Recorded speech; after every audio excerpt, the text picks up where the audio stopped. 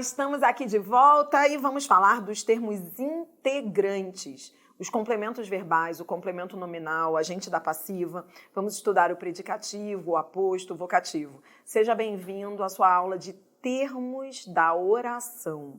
Então, vamos lá. Complementos verbais. Nós vamos começar pelos complementos verbais, que são chamados assim, complementos verbais, porque são complementos do verbo. Completam o verbo. Vamos conhecer o objeto direto. Objeto direto é aquele que completa um verbo transitivo, sem preposição obrigatória. É isso que você vai conhecer do objeto direto. Ele não tem preposição obrigatória. Por isso o nome dele é direto, ele se liga diretamente ao verbo. Exemplo, vais encontrar o mundo. Bom, você aprendeu comigo que na locução verbal, isso aqui é uma locução verbal, quem manda é o principal e o auxiliar não tem transitividade. Então é para o principal que eu olho. Eu olho para ele e pergunto a transitividade dele. É para ele sempre que eu olho. É sempre para o principal que eu olho para perguntar pelo sujeito, para perguntar a transitividade. Pronto, aí eu olho para o encontrar e pergunto, encontrar o quê? Quem? Quem encontra? Encontra alguém. Encontrar ou alguma coisa, né? Encontrar o mundo. Objeto direto. Objeto direto é o complemento do verbo sem preposição. Esse o aqui é um artigo. Você já sabe que para substituir o objeto direto por um pronome, eu vou usar o pronome o. É o são os pronomes o, a, os, as, que substituem os objetos diretos, os complementos sem preposição. Então, esse lo é o objeto direto. Admiro a todos. Quem admira, admira o menino. Admira o menino. O verbo é transitivo direto. Tá, mas esse a todos veio com preposição. Esse a é preposição. Tá bom, mas essa preposição, ela é obrigatória? Não, essa preposição, ela é facultativa. Ela é dispensável. Eu poderia retirá-la da frase. Esse é o objeto direto preposicionado. Objeto direto preposicionado é aquele que vem com preposição, mesmo o verbo não pedindo. Mesmo o verbo não pedindo. A preposição no objeto direto preposicionado é facultativa, é opcional, tá bom? Ela pode ser retirada da frase.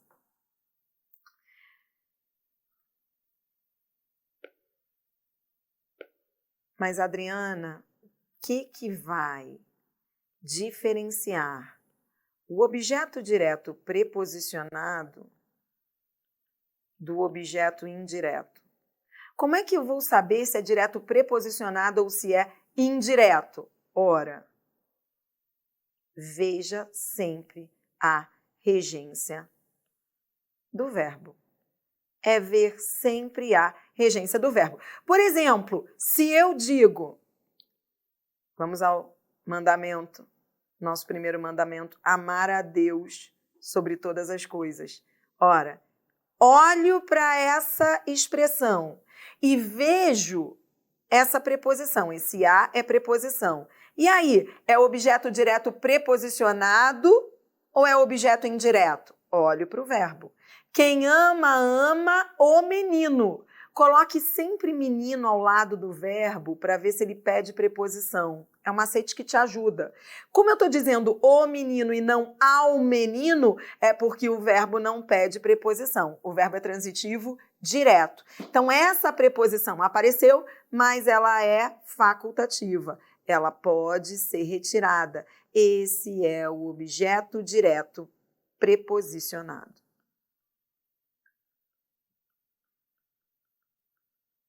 É isso que diferencia, portanto, então vamos lá. O que diferencia o objeto direto preposicionado do objeto indireto é a regência do verbo. Essa preposição não é solicitada pelo verbo. Quem ama, ama alguém. Tá, e aí você deve estar se perguntando, então para quê? Para que colocar uma preposição, já que o verbo, né? Concorda? Se o verbo não pede, para que vai se colocar a preposição? Por quê? Na verdade, o objeto direto preposicionado, ele vem com preposição, muitas vezes por uma questão de ênfase. Então, ele aparece muito com verbos que indicam sentimentos, amar a Deus, adorar aos deuses, né? Quando você diz assim, adore aos seus pais.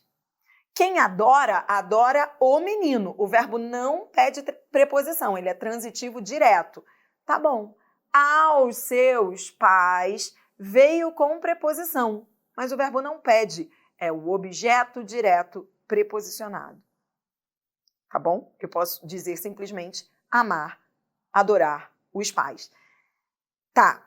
Outra dúvida que os alunos têm muito. Mas, Adriana, se eu retiro essa preposição, então, vai gerar mudança de sentido ou erro gramatical para a frase? Então, voltando aqui ao exemplo, quando eu digo admiro a todos, essa preposição, ela é facultativa e a sua supressão não gera erro gramatical nem mudança de sentido. Tanto faz dizer admiro todos como dizer admiro a todos. Essa preposição, ela está aqui apenas por ênfase. E dar ou tirar ênfase não indica mudança de sentido, tá bom? Então eu posso retirá-la e isso não vai gerar erro gramatical nem alteração semântica. Frase seguinte, aguardavam-me desde cedo. Esse me está exercendo que função? Qual é a função do me?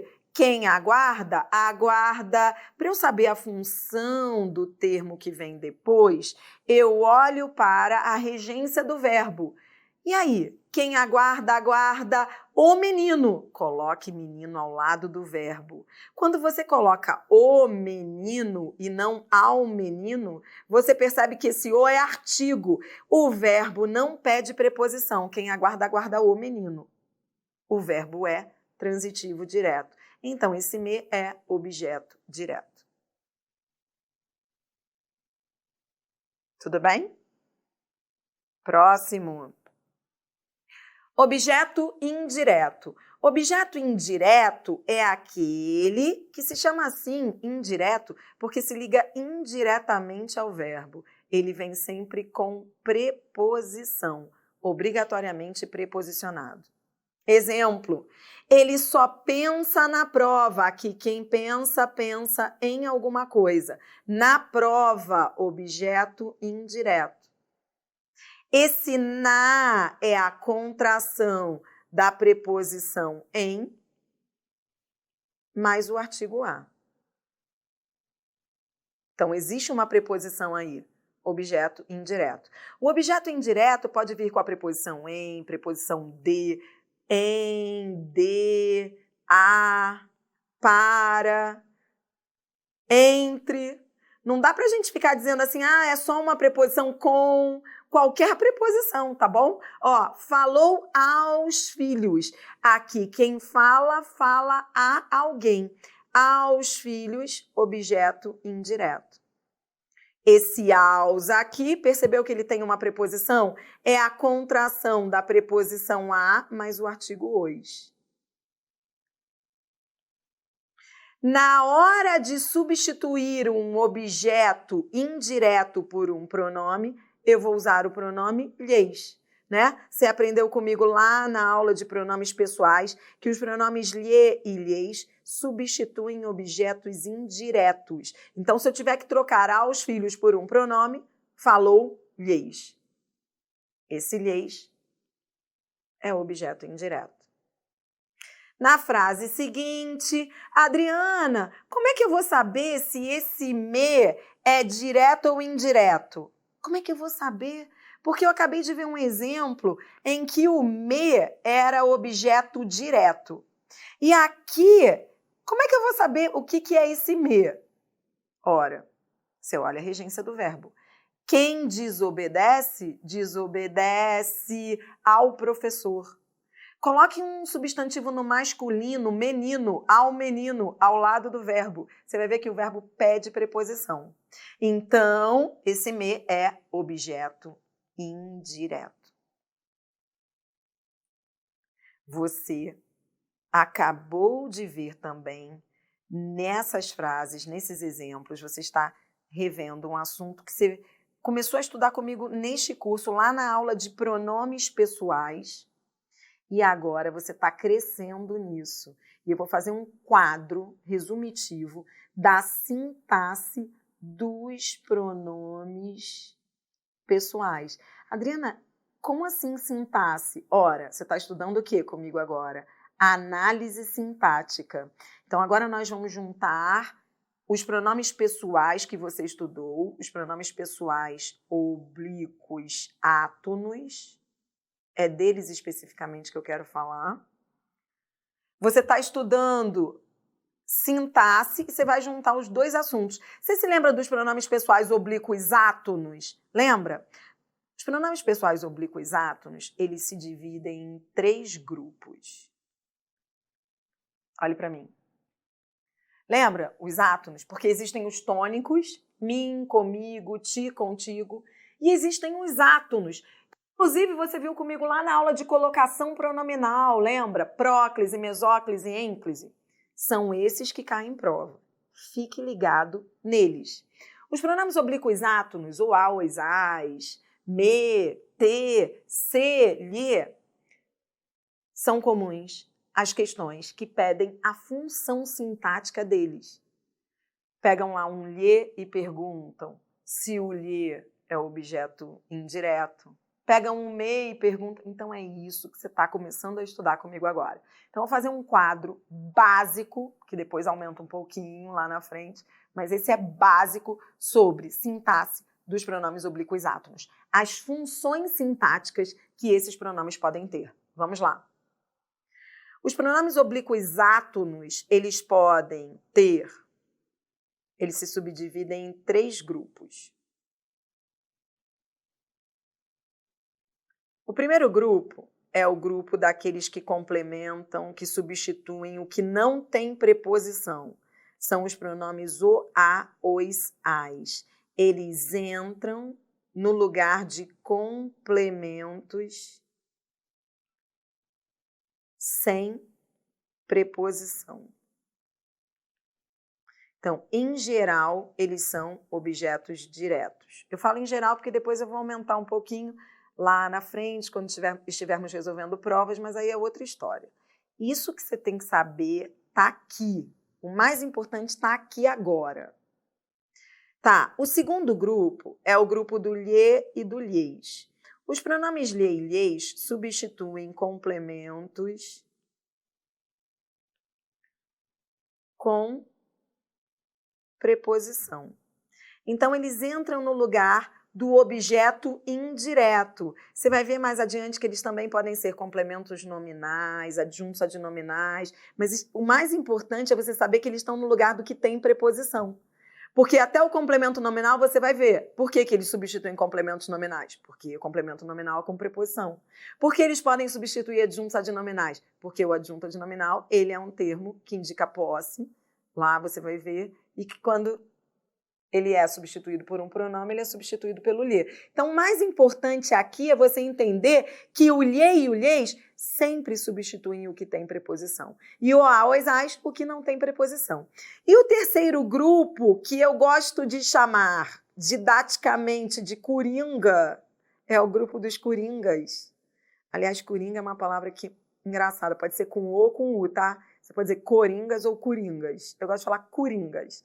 É o grupo dos coringas. São os pronomes me, te, se, nos e vos. Os pronomes me, te, se, nos, vos são chamados de coringas por quê? Porque eles tanto podem ser diretos quanto podem ser indiretos. Eles tanto podem entrar no lugar do que não tem preposição, quanto eles podem entrar no lugar do que tem preposição. Ah, como é que eu vou saber, então, se é direto ou indireto? Pela regência do verbo. Ver, vou colocar essa dica aqui para você não esquecer, ver sempre a regência do verbo. É por isso que eu gosto de chamá-los de coringas. Se você voltar lá aos exemplos que nós vimos, lembra aquele exemplo do me? Peraí que eu vou voltar aqui com você. Lembra o me? O me é um coringa. Ele faz parte do grupo dos coringas. Me, te, se, nos, vos. Tá, então como é que eu faço? Eu olho para o verbo.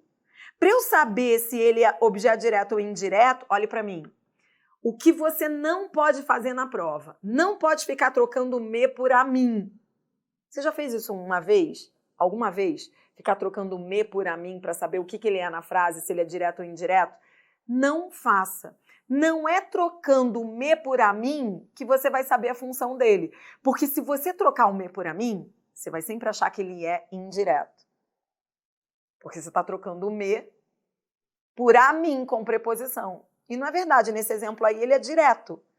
Como é que você vai saber, então, se o me, que é um coringa, é direto ou indireto? Você olha a regência do verbo. Quem aguarda, aguarda o menino. Aguarda alguém, o verbo é transitivo direto. Então, aquele me era objeto direto. Já esse me aqui, lembra? Eu tinha uma locução verbal. Na locução verbal, tô rebobinando a fita, hein? Ninguém nem sabe mais o que é rebobinar.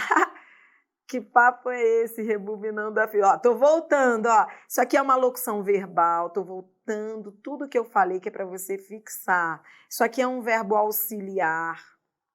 E esse aqui é o verbo principal, tá vendo?